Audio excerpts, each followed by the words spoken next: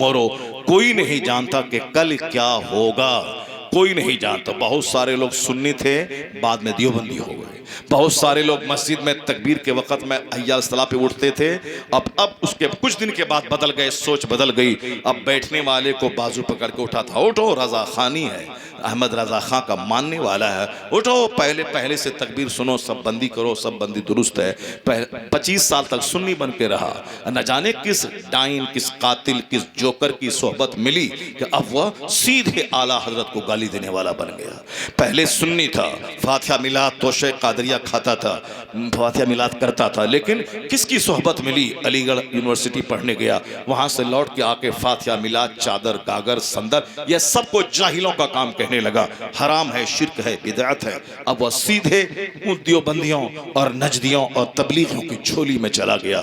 ऐसे तो तमाशा डेली होता रहता है। आजकल एक इंजीनियर चला हुआ है, वो पाकिस्तान का, पहले डॉक्टर ताहिरुल कादरी था। सब हिंदुस्तान के लोग सुन सुन करके उसी की बात मान करके उसी पागल थे। लेकिन जब दुनिया भर के सारे मौलाना ने उसकी गिरफ्त की, खुद पाकिस्तान के मौलाना गिरफ्त की, डॉक्टर ताहिरुल कादरी जैसा खतीब इंजीनियर अली मिर्जा नहीं है। उनके जैसा इल्म, वो तो ताहिरुल कादरी के पांव की धूल के बराबर नहीं है वो इंजीनियर मिर्जा। ताहिरुल कादरी इतना बड़ा पढ़ा लिखा आदमी है, वो तो उसके पांव की धूल के बराबर नहीं है। ताहिरुल कादरी वो लॉ में उन्होंने पीएचडी किया है। ताहिरुल कादरी इस्लामियात में डॉक्टरेट करके वो लॉ कॉलेज का प्रोफेसर रहा है। वहाँ उन्होंने पाकिस्तान में एक उसकी हैसियत थी, वो उनकी तकरीर जाहिल नहीं सुनता था। हम जो जाहिर सी बात है, जो कुछ नहीं जानता है, जो कॉमेडी बोलेगा, जो किस्सा कहानी बोलेगा, वो तो देहाती तो सुन लेगा। लेकिन इंजीनियर, डॉक्टर, प्रोफेसर, साइंटिस्ट, जो इस्लाम का मालूमात का कीड़ा है, वो उसके सामने एक जाहिल गंवार आदमी उसको एड्रेस कर पाएगा, उसको खिताब कर पाएगा? कौन कहता है कि आजकल मौलवी ढेर हो गए? मौलवी ढेर हो गए, मगर कूड़ा करकट की तरह ढेर हो गए। अच्छा मौलवी नहीं मिलता है।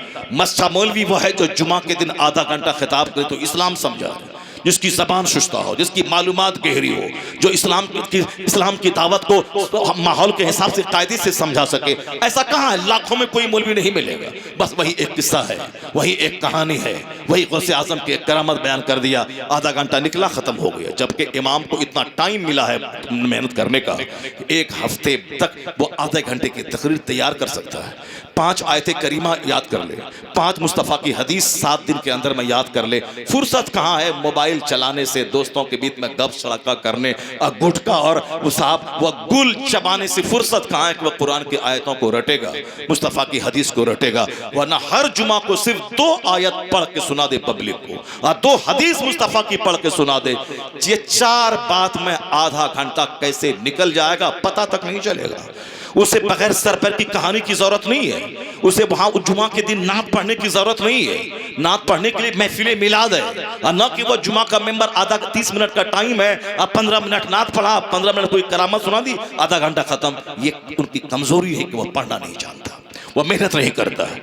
आज हमारे लोग नहीं जानते इस्लाम, तो अब बताएं कि गरीब घर का बच्चा जिसके पास न ब्रेन है और जिसके पास न अच्छा इल्म है, वो जो मस्जिद के मेंबर पे खिताब करेगा एक अरबपति के सामने, अरबपति के नजदीक उसकी बात का क्या असर रहेगा? अब एक कम पढ़ा लिखा मौलवी जो एक डॉक्टर, इंजीनियर, प्रोफेसर के सामने बात करेगा, और उसके सामने बैठे हुए स्कूल के टीचर हैं, उर्दू जिसकी बड़ी अच्छी है, जो उर्दू के पीएचडी किए हुए हैं, अब वो प्रोफेसर सामने बैठा है, जुमा की नमाज तो पढ़ना मजबूरी है उसकी। अब उनके सामने एक बोका मौलवी खड़ा हो गया, अब वो साहब इधर की उधर की बात कर रहा है। वह प्रोफेसर के नजदीक आलिम दीन का क्या एहतराम होगा?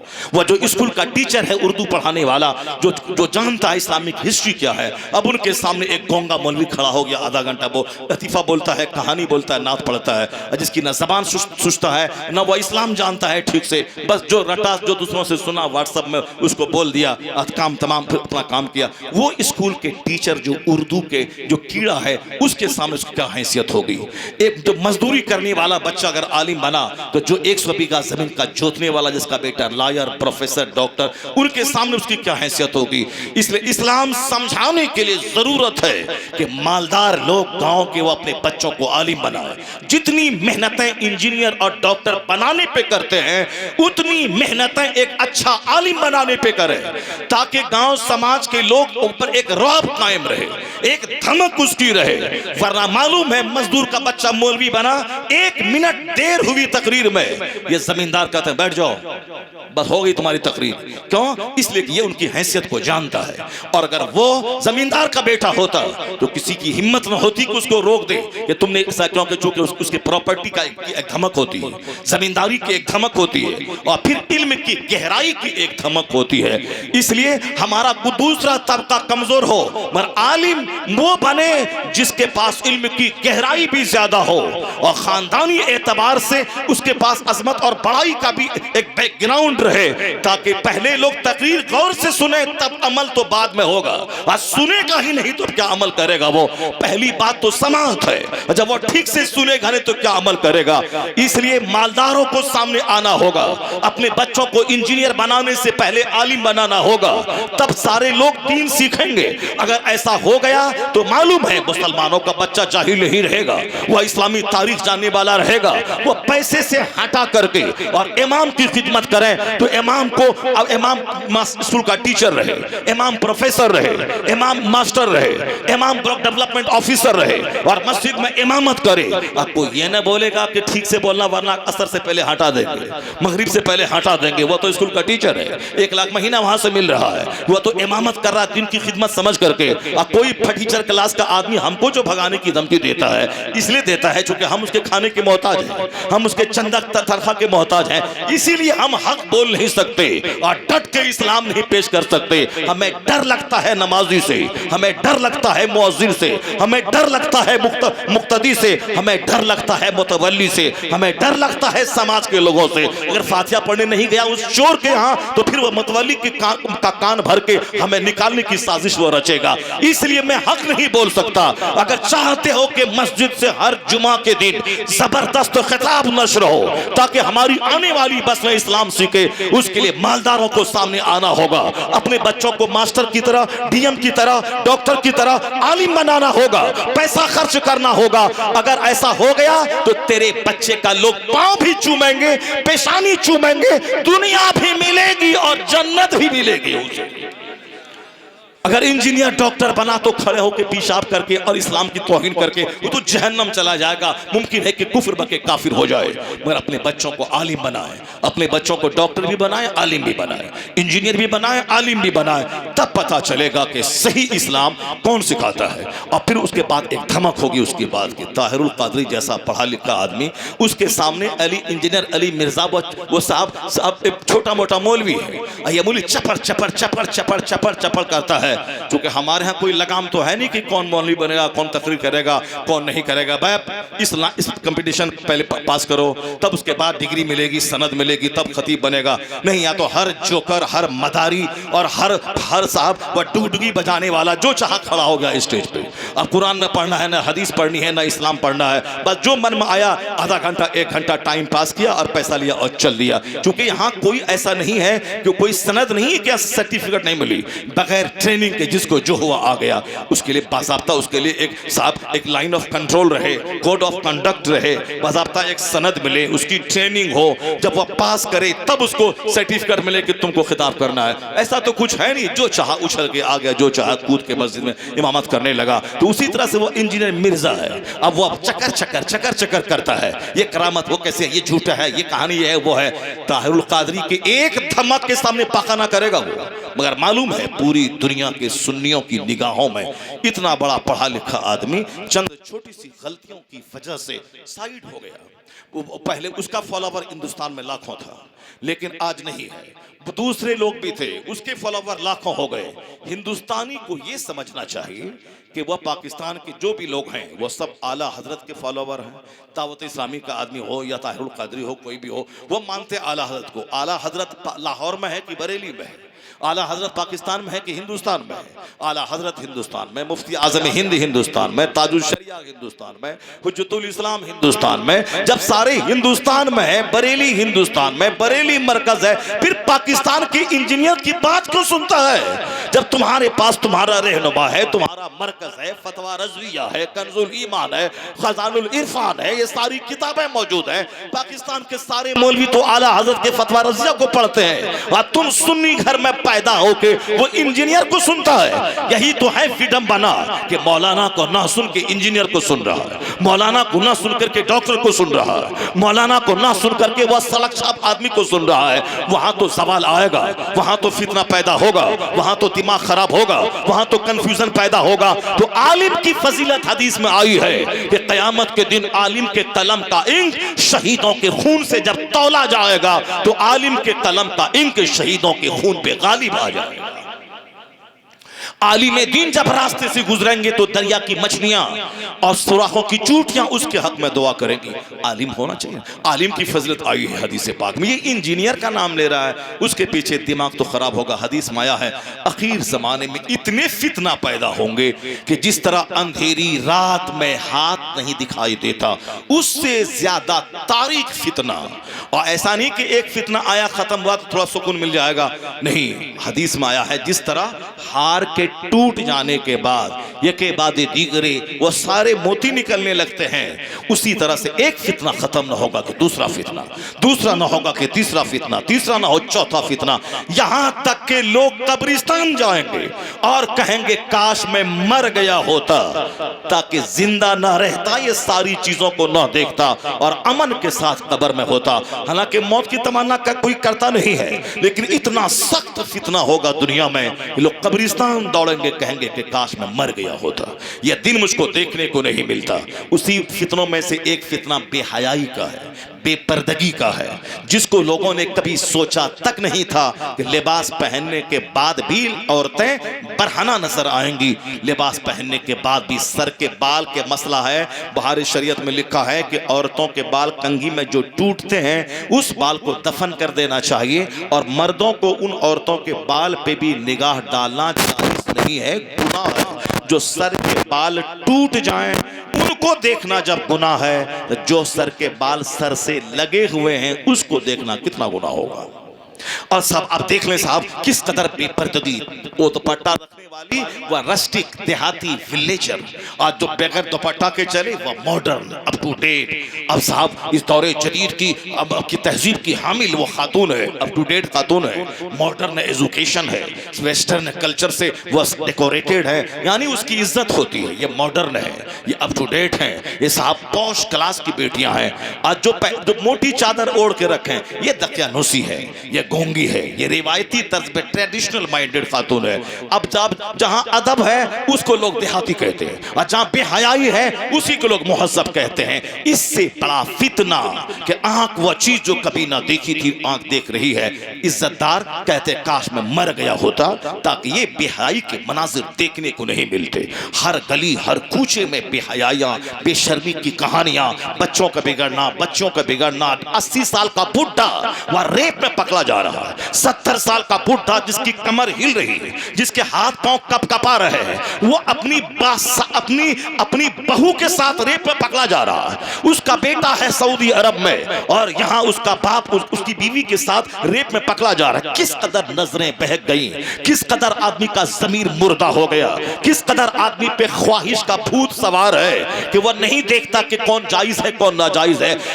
इसलिए कि आलिम का एहतराम खत्म, दीनी मजलिस का एहतराम खत्म, कुरान हदीस का एहतराम खत्म, मस्जिद का एहतराम खत्म। तो ये दिन तो देखना पड़ेगा, वापस लौटना होगा, कुरान सुनना होगा, हदीस सुननी होगी, दीनी मजलिस का एहतराम करना होगा। मौलाना को अपने इंजीनियर प्राइम मिनिस्टर से ज्यादा सम्मान देना होगा, उसे नाइबे पैगंबर समझना होगा, और नाइबे पैगंबर को भी अपनी जिम्मेदारी समझनी होगी। अगर ऐसा हो गया तो मुमकिन है कि कुछ दिन दुनिया को करार मिल जाए, कुछ दिन दुनिया टिक जाए, वरना दुनिया आग के ढेर पर खड़ी है। जो आतंकवादी है उसे कोई कुछ नहीं बोलता, और जो बेचारा अपनी जमीन की आजादी के लिए लड़ रहा है उसको सारी दुनिया नोच रही है। उन खबीसों मर्दूदों से कहिए कि हिंदुस्तान 150 साल तक अंग्रेजों के कब्जे में था, वह काला गोरा बिजनेस करने आया, पूरे हिंदुस्तान पे कब्जा किया। हिंदुस्तानी का जमीन जब जिंदा हुआ तो लोग मैदान में आ गए, हमारा मुल्क हमारी जमीन तुम्हें यहाँ रहने नहीं देंगे। उन लोगों ने कुर्बानियां दी,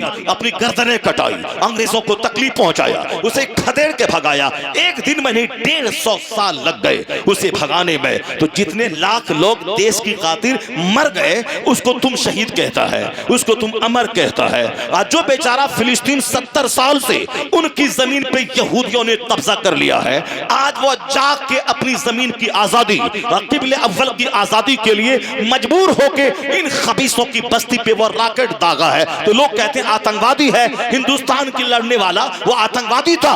वो आतंकवादी नहीं, तुम उनको देशभक्त कहते हो, मुहिब्बे वतन कहते हो। तो फिर वो भी जो अपनी जमीन की आजादी की लड़ रहा है वो आतंकवादी नहीं है, वो भी देशभक्त है, वो भी मुहिब्बे वतन है, वो अपनी जमीन की आजादी के लिए लड़ रहा है। वो किबले अव्वल 70 साल से इस यहूदी के कब्जे में है, उसके लिए वो लड़ रहा है। मगर दुनिया को क्या कहेंगे, सारी दुनिया खामोश है, बम पे बम गिर रहा है, बच्चे मर रहे हैं, हॉस्पिटल तबाह हो रहा है, सारे लोग चुप हैं। और जो बेचारा अपनी जमीन के लिए लड़ रहा है उसी को सारी दुनिया आतंकवादी कह रही है। यह है फितना दुनिया का। यहां तक कि फितना शबाब पे आएगा, फिर दुनिया का विनाश होगा, कयामत कायम होगी। मगर कयामत कायम होने से पहले एक वक्त वो आएगा, ये अत्याचार जब खूब बढ़ेगा। हदीस में आया है कि एक वक्त आएगा कि वह एक मुलहमा यानी खून की जंग होगी। जो लाश के अलावा जमीन नहीं मिलेगी कि लोग जमीन पर चलें, लाशों से होके गुजरना पड़ेगा। इस कदर आम कत्ल होगा। मुस्तफा कहते हैं न कातिल को पता चलेगा कि मैंने कत्ल क्यों किया, और न मकतूल समझ पाएगा कि मैं कत्ल क्यों किया गया। यानी मामूली बात पे कत्ल होगा। अभी 4 दिन पहले एक इमाम साहब को बिहार के असम गुवाहाटी में रहते थे, मामूली सी बात पे उसने उनको उनके घर में फातिहा नहीं पढ़ूंगा, मिलाद नहीं पढ़ूंगा, तुम शराबी है, खबीस है, मरदूद है, जालिम है, ऐसा कुछ नहीं कहा था। वो अपनी बीवी को तलाक दिया, वो खबीस। मसला पूछने आया, ये सीधा सपट्टा, सीधा परहेजगार, मुत्तकी, पढ़ा लिखा आलिम, इन्होंने मसला बताया कि अब वह बीवी तेरे लिए हराम है, तुमने जब 3 तलाक दिया है तो अगर उसको रखना चाहता है तो प्रोसेस से तो गुजरना पड़ेगा, हलाला तो करना होगा, दूसरे से तरीका करना होगा। मसला बताया, वो बोला तुमको काट देंगे। वो लिया, छुरी लाया, गाय बैल ज़बह करने वाला गड़ा सा, और उसी कत्ते से काट दिया उसको। बताएं, उस कातिल से पूछा जाए क्यों कत्ल किया, खुद मालूम नहीं मैंने क्यों कत्ल किया। अब मकतूल से पूछा जाए कि तुम किस जुर्म में कत्ल किए गए, वो बोलेगा कौन सा जुर्म था, मैंने तो मसला बताया था। इस तरह कत्ल आम हो जाएगा, मामूली बात पे कत्ल होगा। लड़की ने धोखा दिया, ट्रेन की पट्टी में कट गया। लड़की ने धोखा दिया, नेपाल में अपनी ही फैमिली के 17 लोगों को गन से भून दिया। उस फैमिली के शहजादे प्रिंस ने सबको भून दिया। एक लड़की की खातिर अपने फूफा को, अपने चचा को, अपने भाई को, 17 आदमी को नेपाल के शाही घराने के लोगों ने उसे ज़बह कर दिया। ये है, इतना कत्ल आम हो जाएगा, लाशें सड़ जाएंगी। ये सारा अत्याचार जब दुनिया में हो जाएगा, उसके बाद हुजूर क्या कहते हैं, फिर ये जुल्म चरम सीमा पे पहुंचेगा।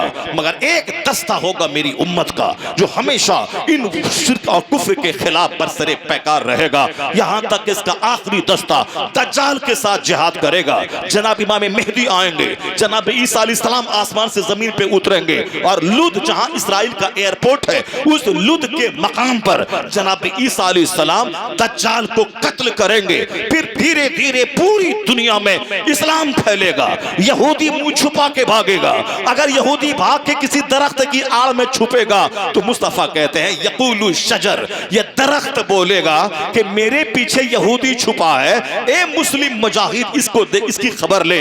मुजाहिद वहां जाएगा, या तो वह कत्ल किया जाएगा या वह कलमा पढ़ के मुस्तफा का गुलाम बनेगा। एक यहूदी, एक नसरानी दुनिया में नहीं रहे, कोई काफिर नहीं रहेगा। मुस्तफा सच्चे, मुस्तफा की बात सच्ची। हुजूर कहते हैं ला यबका अला ज़हरिल अर्द बैतु मदरियों वाला वब्र इल्ला अदखलहुल्लाहु कलिमतल इस्लाम। इस जमीन पर कोई कच्चा पक्का घर नहीं बचेगा, मगर वहां अल्लाह इस्लाम का कलमा दाखिल फरमा देगा।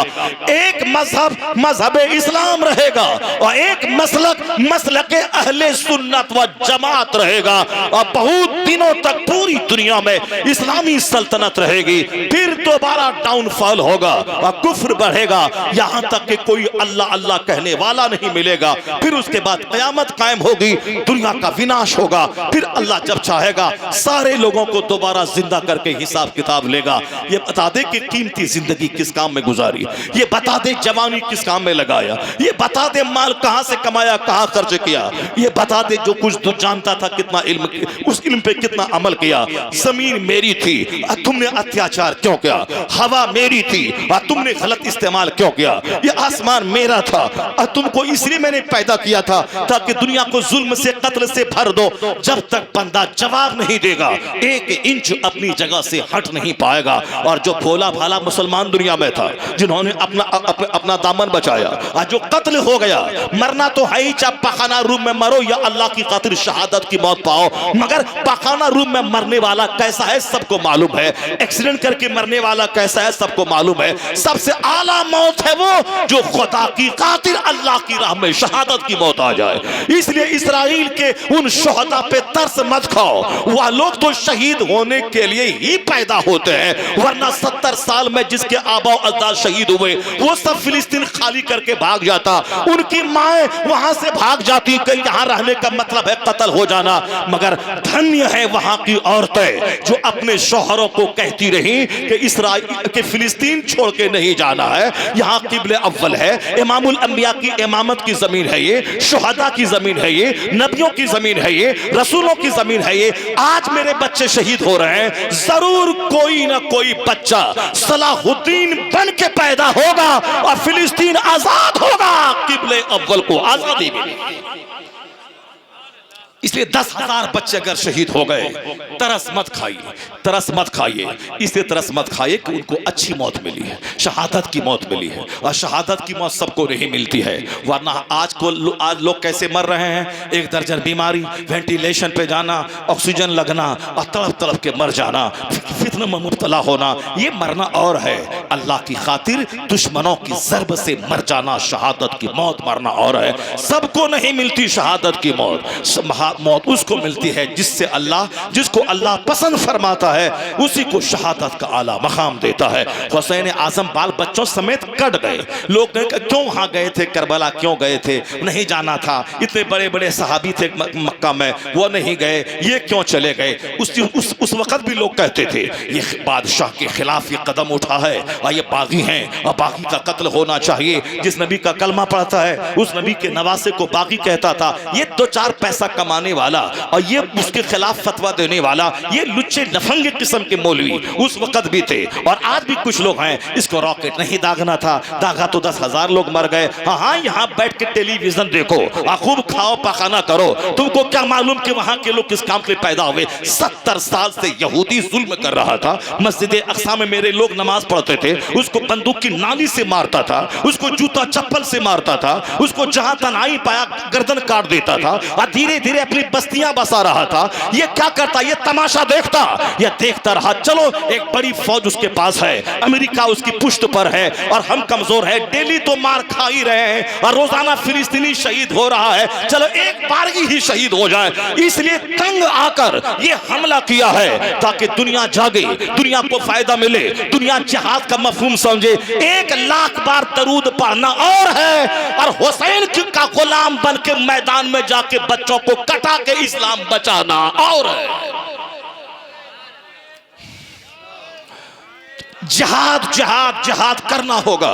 जिहाद जिहाद जिहाद वो नहीं करेगा जिसको बाप से प्यार है, जिसको माँ से प्यार है, बेटे से प्यार है, अभी नहीं मरे, मकान बनाना है, गाड़ी खरीदनी है। जिहाद वो करेगा जो अपने बाल बच्चों समेत बगैर किसी परवाह के मैदान जंग में कूद पड़ेगा।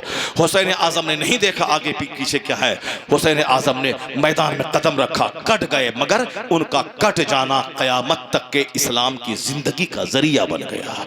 आज पूरी दुनिया